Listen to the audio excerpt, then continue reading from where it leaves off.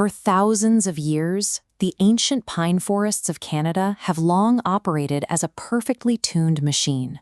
Look closely, and you can see the results of that biological harmony. Black bears, deer, and countless bird species thrived in these dense, damp habitats. Every organism played a specific role in maintaining the health of the woods. Biologists call this state ecological equilibrium.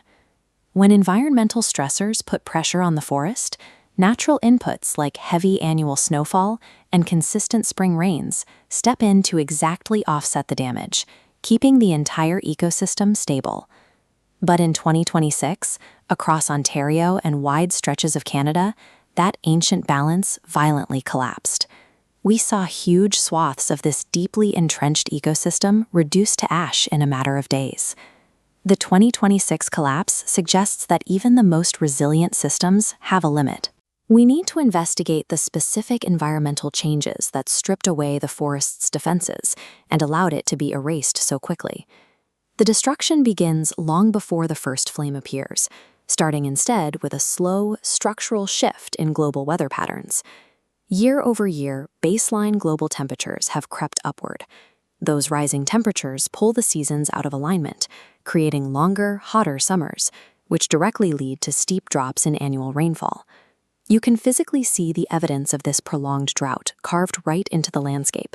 Wide riverbeds that used to supply deep root systems are now entirely dry and filled with sand. Without that steady supply of water, the surrounding vegetation completely dries out.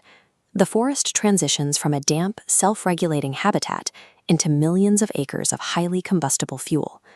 Human-driven climate change does not ignite the fire on its own, but it strips away the forest's natural moisture, leaving behind a weakened, brittle structure that only needs a single spark to burn.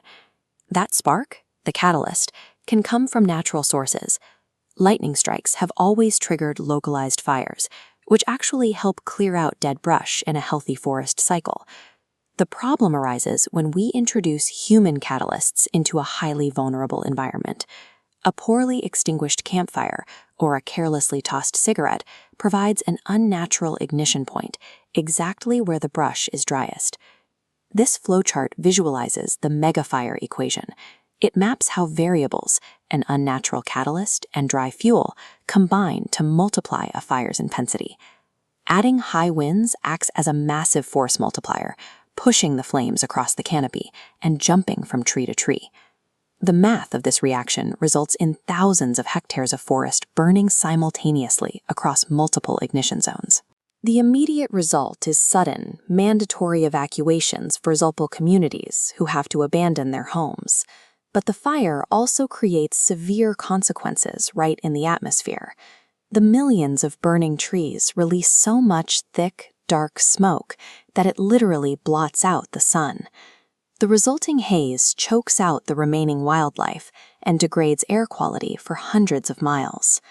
When human-altered climate variables meet an ignition point, the resulting megafire is a violent mathematical certainty. When the flames finally pass, what is left behind is a biological vacuum.